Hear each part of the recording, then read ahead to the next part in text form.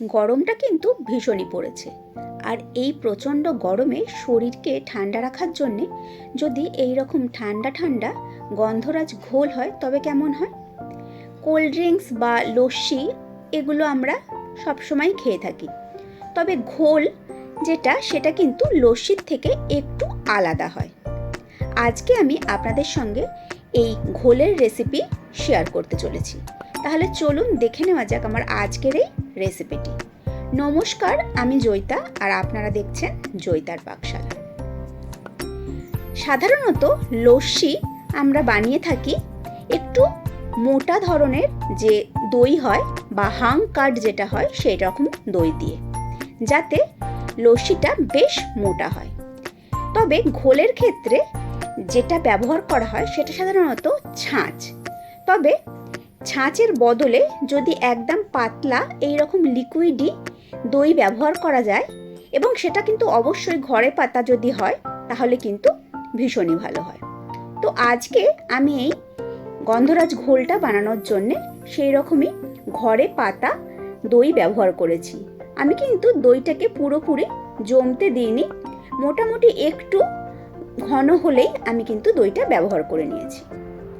এবার একটা মিক্সার গ্রাইন্ডারের মধ্যে আমি নিয়ে নিয়েছি 1 বাটি পরিমাণ দই। তাতে আমি দিয়েছি 3 চামচ চিনি, দিয়েছি পরিমাণ মতো একটু বিট নুন, আর আমি এখানে দিয়ে দিয়েছি একটা গন্ধরাজ লেবুর জেস্ট বা গন্ধরাজ লেবুর যে গায়ের সবুজ অংশটা আছে সেটা।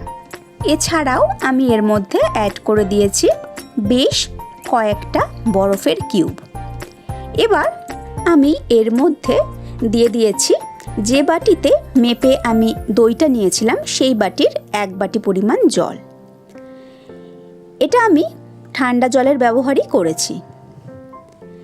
সমস্ত কিছু মিক্সার গ্রাইন্ডারের মধ্যে নেওয়া হয়ে গেলে এবার আমি মিক্সার জারটাকে বন্ধ করে দিয়ে আমি এটাকে খুব ভালো করে মিনিট 2 ঘুরিয়ে নিয়েছি।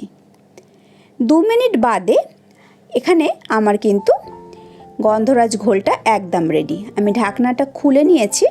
এবার আমি এর ওপরে বেশ কিছুটা গন্ধলেবুর রস দিয়ে দিয়েছি। তারপর এই ঠান্ডা ঠান্ডা গন্ধরাজ ঘোল আমি সার্ভ করে দিচ্ছি। সার্ভ করার জন্যে আমি এই গন্ধরাজ ঘোলটিকে একটা পাত্রের মধ্যে ঢেলে নিয়ে তাতে আমি দিয়ে দিয়েছি আরও 2-3 কিউব বরফ, আর ওপর দিয়ে আমি ছড়িয়ে দিয়েছি আরও কিছুটা গন্ধরাজ লেবুর জেস্ট। তাহলেই দেখুন কত সহজেই তৈরি হয়ে গেল আজকে আমাদের গন্ধরাজ ঘোল। আমার আজকের এই রেসিপি আপনাদের কেমন লাগলো অবশ্যই কমেন্ট করে জানাবেন। আমি আবার হাজির হয়ে যাব কোনো নতুন রেসিপি নিয়ে নেক্সট এপিসোডে।